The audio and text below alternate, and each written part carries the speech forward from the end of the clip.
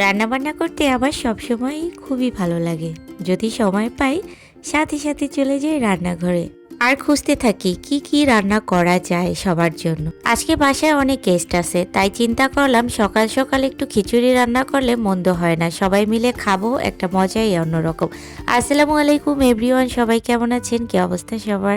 আন্নি শেখ পেজ থেকে আমি আন্নি চলে আসছি নতুন একটি ভিডিও নিয়ে। আজকের ভিডিওটা হচ্ছে খিচুড়ি রান্নার।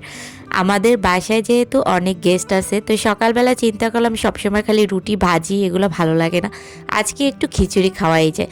এর জন্য মুগ ডাল, মুসুর ডাল আর চাল ওয়াশ করে নিয়েছি, আর এখানে কিছু চিকেন নিয়েছি।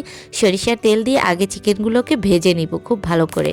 রান্না বান্না করতে আমার সবসময় খুবই ভালো লাগে। যখনই আমি সময় পাই তখনই আমি রান্নাঘরে চলে আসি, আর ঝটপট হাতের কাছে যাই পাই সেটাই রান্না করি সবার জন্য। আর আমার রান্না কিন্তু অনেক মজা, নিজের ঢোল নিজেই পিটাচ্ছি, কিছু করার নেই, কারণ এখন বর্তমান জামানায় কেউই আপনার প্রশংসা করবে না। সো আপনার প্রশংসা আপনার নিজেকেই করতে হবে।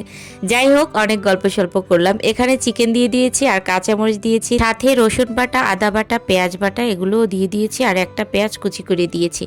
আস্ত রসুন দিতেও ভালো লাগে আমার, কারণ এগুলো খেতে বেশি মজা লাগে। আর এখানে গরম মশলা দিয়ে দিয়েছি, হলুদের গুঁড়া 1 চামচ, মরিচের গুঁড়া, ধনিয়ার গুঁড়া, তারপরে 2টা শুকনো লঙ্কা, সাথে একটা ম্যাগি মশলা। এই ম্যাগি মশলাটা দিলে কিন্তু ভালো একটা স্মেল আসে। যাই হোক, আমি কিন্তু অফ ক্যামেরাতে এখানে সয়া সসটা ইউজ করেছিলাম, কারণ সয়া সসটাও আমার কাছে খুবই ভালো লাগে খিচুড়িতে দিলে।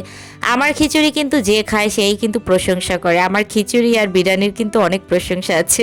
বাই দ্য ওয়ে, আপনাদের কিন্তু দাওয়াত রইল। যাই হোক, এখানে হচ্ছে এখন আমি চাল ডাল যা ছিল সব দিয়ে রাইস কুকারে ভালো করে রান্না করে নিয়েছি। রাইস কুকারে খিচুড়ি কিন্তু অনেক মজা। আমার কিন্তু খিচুড়ি হয়ে গেছে, আর এখন আমরা খেতে বসে যাব। আই হোপ এই খিচুড়িটা খেয়ে সবাই আমার প্রশংসা করবে। যাই হোক, এই ছিল আজকের মতো ভিডিও। তো সবাই ভালো থাকেন, সুস্থ থাকেন, অ্যান্ড আল্লাহ হাফেজ।